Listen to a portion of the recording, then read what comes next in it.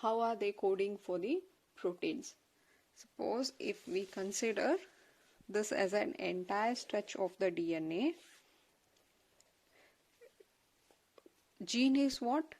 It's a part or a segment of a DNA which will code for some protein. You call this as a gene. Clear? If entire this is a genetic material or a DNA, here the gene is a part of a DNA or a segment of a DNA which will code for some protein, and this protein is necessary for some metabolic function. And this is not going to happen in the one step. I told you whatever might be here, this has to be first converted into mRNA and then we get the protein. This is our transcription and this is our translation. And entire this, that is coding of a protein from a gene, this you call it as a gene expression. If this gene is coding for a protein, you call this as a gene expression. And these genes are present on the DNA all the time. But is it that always a gene is producing a protein? Is it mandatory that if gene is present on the DNA, continuously it should produce this protein? Right? Because many of the proteins what we have known, that is whether it might be an hormone or enzymes, they are produced only at particular time. Many sex hormones, we know that they are only produced at the puberty, even though the gene which are responsible for production of that is present in a DNA from the birth. Only when we reach particular time, these genes are going to get expressed. And there are some proteins like if this is a gene which is coding for a protein here, and this protein is insulin. Right? This is a gene which is actually producing a protein which is called as an insulin. Here the insulin is necessary all the time. Therefore, there is continuous production of insulin. Some of the gene are expressed only at particular time, and some you can see them, they're always on. Then what factor is going to decide this? Whether gene has to get expressed, that is whether it should be in an on condition or off.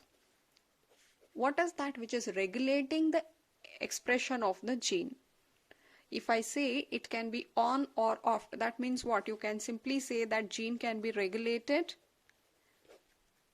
So now let us understand the regulation of gene expression. How we can regulate them, or at what stage they are regulated. Regulation of gene expression could be exerted at following level. Where all you can control the expression here? One, at the transcription level. You can see here I told you gene will not directly produce into protein. First they will form the mRNA, that is here they will undergo transcription and translation. Suppose if something happens and if the process is stopped here, then gene will not express. If it is stopping in between here, suppose a gene has been transcribed into mRNA, but mRNA is not translated into protein. That means what? We are not getting a protein. That is, gene is not going to express. So you can stop them at the transcription level, or you can stop them at the transcription level only, at the processing level. Here what we mean by primary transcriptance is, in case of eukaryotes, I told you from the gene to mRNA, we don't get direct mRNA. We get something called hnRNA. This hnRNA, after undergoing splicing, capping, tailing, after we do all this, it will become a matured mRNA. So one way is either you can stop them when this to hRNA, that is a primary transcriptase, is happening, or you can stop them at the splicing level. Suppose if the splicing has not happened, you have not removed the introns, then also the process will stop there. And next, where you can stop, where this transcription occur, I told you the transcription will occur in the nucleus here. Here is our mRNA produced in case of eukaryotes, and this mRNA has to leave the nucleus and it should come to the cytoplasm. Suppose if this mRNA is stopped, it was not coming out from the nucleus, then also the further step, the translation will not happen. So where all you can stop is, one, during a transcription level, primary transcription level, or you can stop it from doing splicing or transport of mRNA from nucleus to cytoplasm. Even if mRNA is not coming to the cytoplasm also, the next process cannot happen. Or you can stop them at the translation, that is mRNA is produced, they have come to the cytoplasm. After that, in the cytoplasm, translation should happen, right? If you stop that also, the gene expression can be regulated or it can be stopped. Clear? These are the following levels where transcription can be stopped in order to regulate them. Apart from this, there are some metabolic, physiological, environmental conditions also which will regulate the expression of gene. So let us now see the regulation in prokaryotes. To understand this, first of all, we will consider one example and then you will read out this one, right?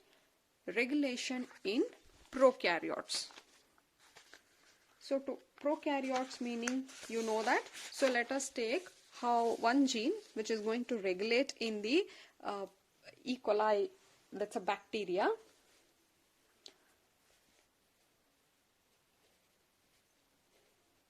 Regulation of lac operon. Lac operon, operon which will control the lactose metabolism. See, first of all, you know what is lactose. Lactose is a disaccharide. Lactose has to be broken down into glucose and galactose. Lactose is a disaccharide which has to be broken down into glucose and galactose. And this breakage, that is breakdown or metabolism of lactose, is done by the presence of an enzyme called beta galactosidase. In order to break the lactose, we need an enzyme called beta galactosidase. And now what is this enzyme? We know that all enzymes are protein, right? Now from where we got this enzyme? Who is coding for this enzyme? This is a gene. This is actually going to produce a protein, and this protein is nothing but the beta galactosidase. This gene is responsible for production of this protein called beta galactosidase. I told you, if a protein has to come, the gene will be translated into mRNA, mRNA to protein. And once this beta galactosidase is produced, they are going to break the lactose into glucose and galactose, and now this can be utilized by the E. coli. Suppose if you put, there's a tray, you are going to place a E. coli. E. coli is a bacteria. You are placing them in a media that is having a lactose.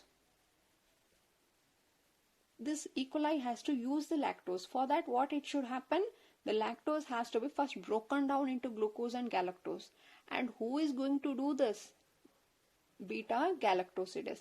If there is no enzyme, if there is absence of this enzyme, lactose cannot be broken down into glucose and galactose. So ultimately you can understand that here the gene here is responsible for production of this enzyme, and this enzyme is responsible for metabolizing or breaking down this lactose. Now, is this gene always producing the enzyme, or is it produced only when this enzyme is necessary? Suppose in this media, if there is no lactose present at all, what is the use of beta galactosidase there? So let us understand how is this gene going to be regulated. So here prokaryotes mean, I told they can be a polycystrons. When we were discussing some earlier, I told you regarding the monocystron and polycystron. Eukaryotes are monocystron. That is, between a promoter and a terminator, there is only a single gene present. But when it comes to prokaryotes, they are polycystron. So it is between the same promoter and a terminator, you can find many genes. Gene 1, gene 2, 3, like this. There are many genes present between the promoter and terminator. So here, since we are talking of E. coli, E. coli is what? It is a prokaryote. So this is an example for polycystronic. Between a promoter, somewhere here you will have our terminator also. So between the promoter and the terminator, you are going to find three different genes. So this is our one gene, gene number 1 called Z gene, Y gene, simply we have given the name, Z gene, Y gene and A gene. So these are the three different genes. So this gene is going to produce one protein. This is actually going to produce the second protein, different from this. And this is going to produce a third protein. Now here, the protein which is going to be produced, say I am telling you protein because all enzymes are also protein here. So this is going to produce an enzyme, and the enzyme which is being coded from this are called beta galactosidase. And we already know what is the function of beta galactosidase. So these genes are required for synthesis of this enzyme. And the next gene which is there, this is actually going to produce one more enzyme called permease. So the main work of permease is it will increases the permeability of cells to the beta galactosidase. If cell permeability increases, easily it will take up this beta galactosidase. And third enzyme which is going to be produced here is called transacetylase. So these are the three enzymes which are coded from these three different genes. Am I clear with the first point? Here comes our promoter, here is our terminator. Between the promoter and terminator, you have three different genes. Each gene is coding for a different enzyme. Then you can also find other regulatory genes present. The regulatory gene here, you can see here one I gene is present. I indicates the inhibitors. In some books they are also given as R because indicating the repressor gene here. So here is a inhibitor gene, and here comes our promoter, and here is our operator. If a gene has to get transcribed into protein, we need a enzyme, right? So where this enzyme will bind? Our RNA polymerase. We know that RNA polymerase will always bind onto the promoter. If this is our RNA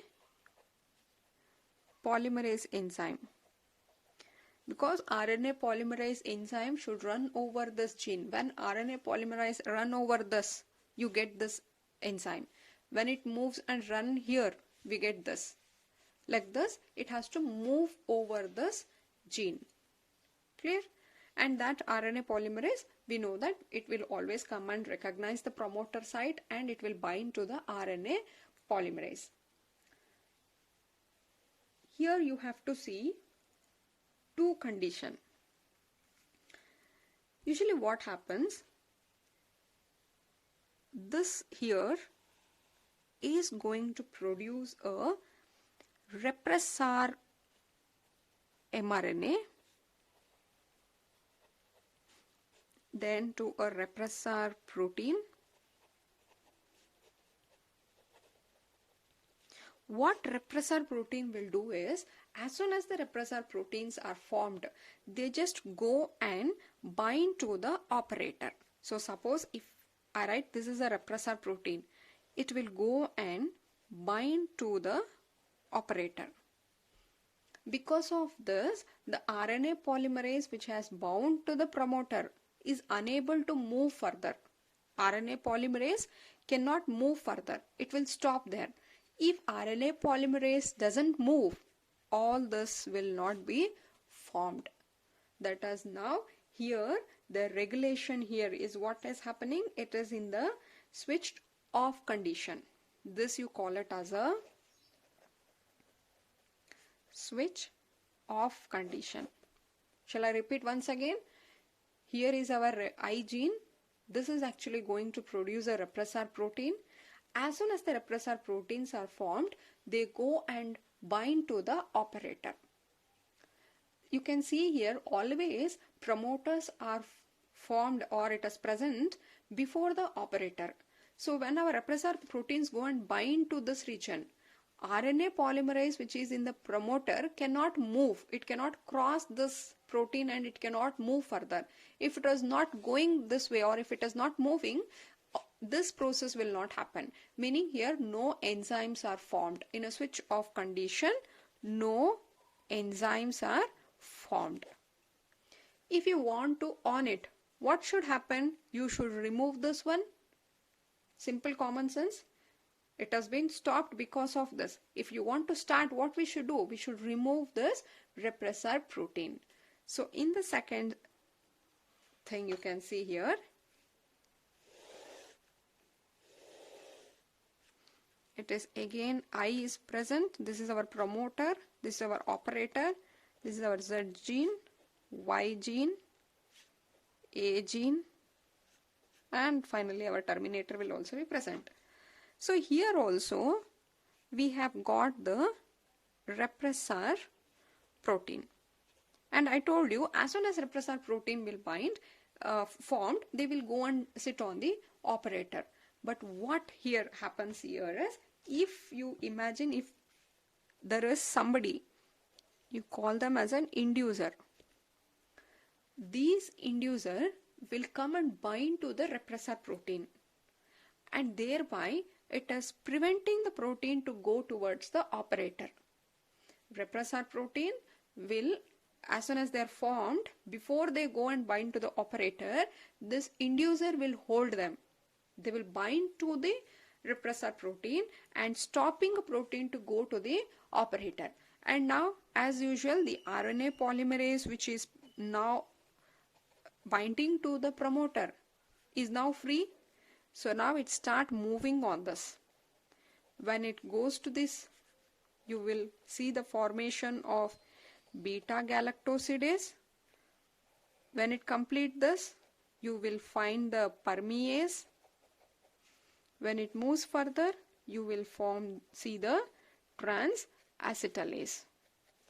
Now you can see all the three enzymes are formed, and this condition you call it as switch on condition. This was off and this is on. Here the main work is done by this inducer. Inducer is a one which has bound to the protein and stopping a protein to bind to the operator. That is how RNA polymerase is now free to move over the structural gene. Now who is this inducer? Inducers are nothing but the lactose will act as a inducer. The lactose is going to act as an inducer. Now lactose is bound to the repressor protein and that is how it is stopping. Here RNA polymerase which has run has produced this enzyme. What is the role of these enzyme? To break the lactose. Now whatever enzymes which are formed here, what they will do? They will act on this lactose and they will convert the lactose into glucose and galactose. When all the lactose are being utilized, there is no inducer left. Inducer is nothing but the lactose. If lactose are broken down into glucose and galactose, now you can see glucose and galactose, but there is no lactose present. So when lactose are over, the repressor protein are now free. They immediately go and sit on the operator. And now you call it as a switch off condition. Clear? See how beautifully the gene has been regulated. In this case, there is no lactose present. If no lactose, no need of this enzyme, right? What is the role? Or even if these enzymes are formed, what they will do when the lactose is not present? These are required only when lactose is there.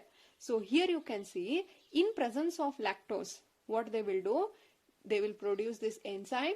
The produced enzyme will now act on the lactose. They will break the lactose into glucose and galactose. And as the lactose are started to break down, there is no lactose left over. Therefore, again it will move to switch off condition. Clear? Yes. Let us look at the diagram in the NCERT book. This can be asked for 5 marks. Diagrams are very important. See, in absence of inducer. Here who is an inducer? Lactose. If there is no lactose, what will happen?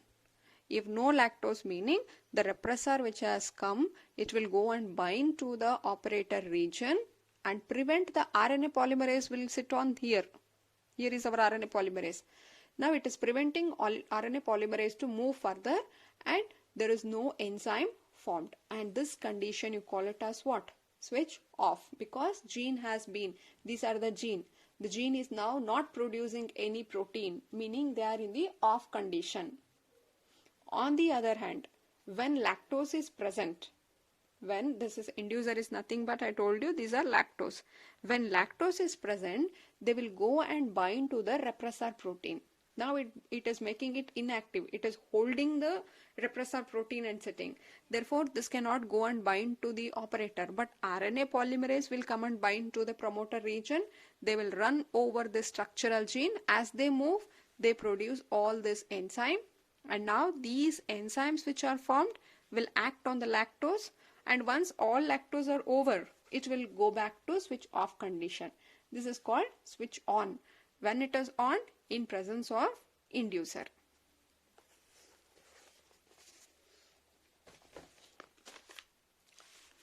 And entire this set whatever we have seen, that is a inhibitory gene, promoter, operator, and these you call it as a structural gene along with the terminator. This one you call it as a operon, lac operon. Operon, the arrangement where a polycistronic gene, I told you this is polycistronic because you can see here more than one gene is present between a promoter and terminator. An arrangement where a polycistronic gene is regulated by a common promoter and a regulatory gene. Here regulatory gene means we are talking of this. This is a one which is regulating all the 3 genes. Lac operon, tryptophan operon, histidine promoter, operon. So these are all different gene regulation system which you can see. Out of that we are taking only this lac operon. So gene consisting of lac operon here is, I told you, the regulatory gene I gene, Z, Y, A. 3 are called structural gene. Each of them you can see what is the role of this gene. It is to produce the repressor protein. This to produce a beta galactose. Beta galactosidase will further break lactose into galactose and glucose. The role of Y gene was to produce a permease which increases the permeability of cell to the beta galactosidase, and A, it codes for trans-acetylase. All the gene involved in lac operon are required for metabolism of lactose. All the 3 genes whichever we have seen here, all the 3 was needed for metabolism of lactose, that is to break down the lactose. Here lactose is acting as an inducer. Lactose act as an inducer for lac operon since it is regulating a switch on and off of the operon. I told you this entire operon had been off on condition. Mainly it depends upon the lactose. In presence of lactose it is on. In absence of lactose it is off. So it is that lactose is a one which is going to induce the process. That is why you call them as an inducer. If lactose is provided to a growth media of bacteria in absence of any other carbon source, then it is transported inside the cell by permease. For permease to be present and lactose to enter inside the cell, low level expression of lac operon must be present all the time. See what they are telling. Suppose if there is a bacteria here is a media and here is a bacteria. In the media you are providing it a lactose. Here is our E. coli or any bacteria. Now the lactose has to be broken down, or if a lactose has to enter inside the cell, the permeability should be there. The cell should allow it to enter. The permeability should increase, and that work is done by the permease. And here lactose will be again broken down into glucose and galactose by the beta galactosidase. Clear? So this is 5-mark question. They can ask you, please understand the diagram well, the lac operon. Diagram clear? The regulation of lac operon by the repressor is referred as negative regulation here. Lac operon is under control of positive regulation as well. You can see both the negative regulation, positive regulation. Yes, let us not get into that in detail. Just understand what you mean by switch on condition, switch off condition. Clear?